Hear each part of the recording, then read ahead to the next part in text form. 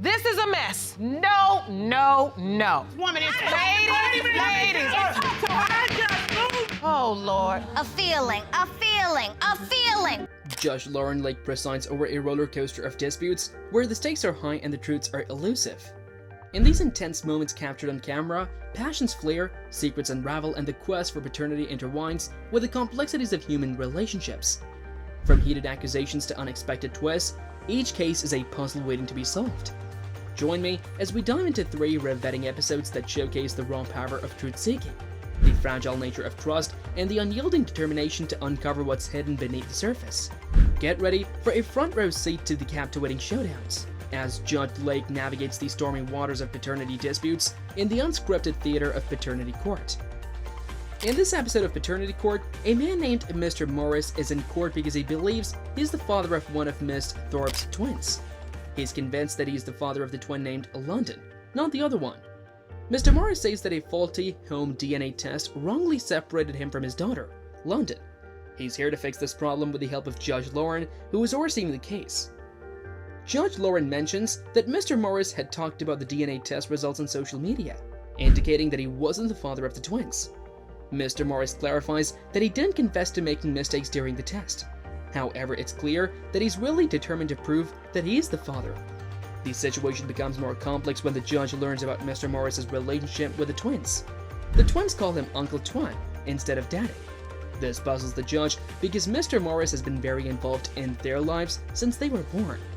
Miss Thorpe, the mother, explains that the girls started calling him Uncle Twan due to his presence, but she also told them he is not their biological father. The judge gets frustrated with the confusion, especially because the children, who are only 4 years old, shouldn't have to ask about their paternity because of the adults' uncertainties. She questions Miss Thorpe's certainty about Mr. Morris being the father. It turns out that Miss Thorpe wasn't completely sure at first. She even mentions another man who could potentially be the father, making things even more complicated. Although she has a feeling that Mr. Morris is the father, the judge stresses the importance of having solid evidence. Amid all the uncertainty and confusion, Judge Lauren schools them for the disorderliness of the situation. She compares their actions to playing musical chairs, where they're jumping to conclusions without having proper information. The judge strongly urges them to take the matter seriously instead of getting caught up in this bewildering cycle. Like you all just running around, and then when the music stops, y'all just jump to a conclusion at work. Just jump down on it and sit down on that for a while. Then the music play and you all just get back running around again. One of them might be calling their daddy Uncle Twan. In a courtroom setting, a contentious dispute revolves around the paternity of Miss Lopez's children. Miss Lopez argues that a DNA test allegedly conducted by the supposed father of her children, Mr. Carbajal, has been falsified. She claims that Mr. Carbajal orchestrated a scheme involving fake DNA tests to evade responsibility for their children. Ms. Lopez expresses her frustration at shouldering the burden of child rearing alone and asserts her need to establish Mr. Carbajal as the biological father. On the opposing side, Mr. Carbajal vehemently denies Ms. Lopez's accusations. He contends that her false assertion of him being the father has caused significant harm to his life.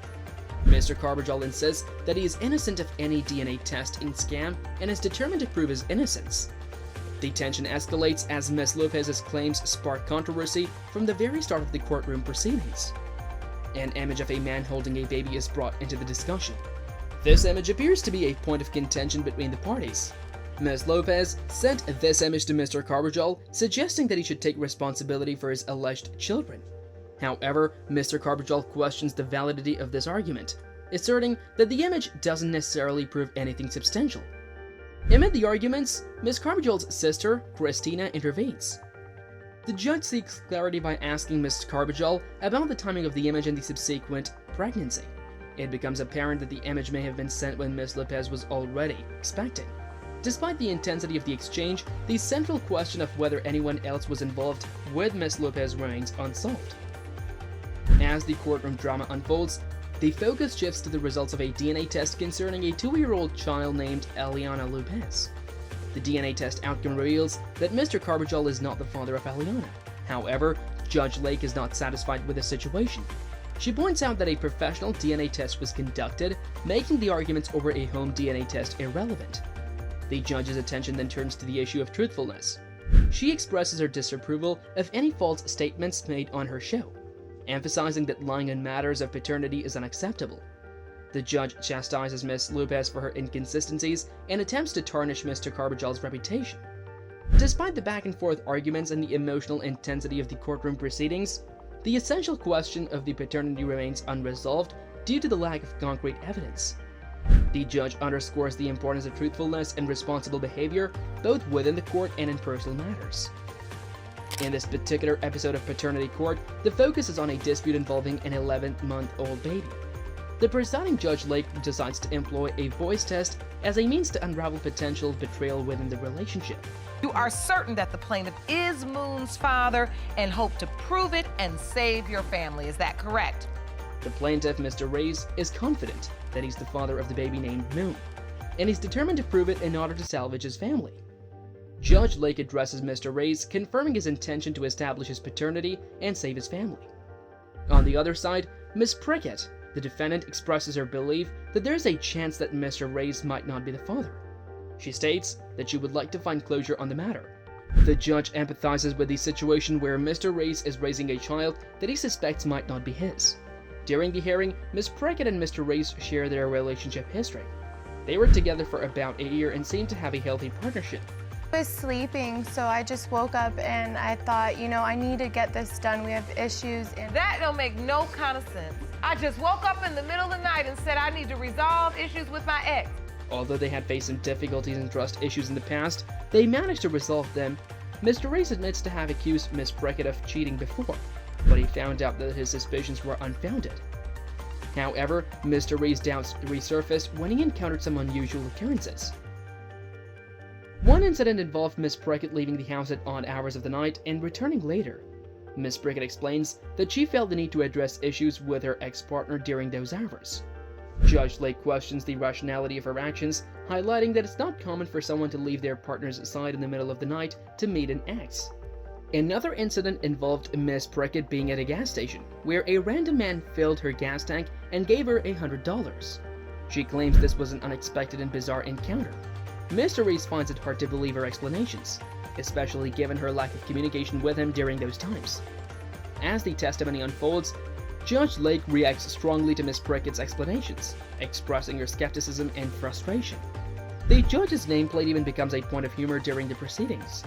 Finally, the moment arrives to reveal the results of the voice analysis. The analysis aims to determine if Miss Prickett has been truthful about her betrayal throughout her relationship with Mr. Reyes. The voice analysis concludes that she has been honest in her responses, surprising both the judge and Mr. Reyes. With the paternity matter resolved and Mr. Reyes confirmed as Moon's father, the issue of Mr. Prickett's betrayal remains. The unresolved questions about her actions and encounters prompt the suggestions of a forensic voice analysis to assess the credibility of her explanations. These cases just messed up our minds. What are your views on this? Do let us know in the comment section below, and if you like this video, do give it a big thumbs up and share it with your friends and family. For more such amazing truth-revealing videos, do subscribe to our channel.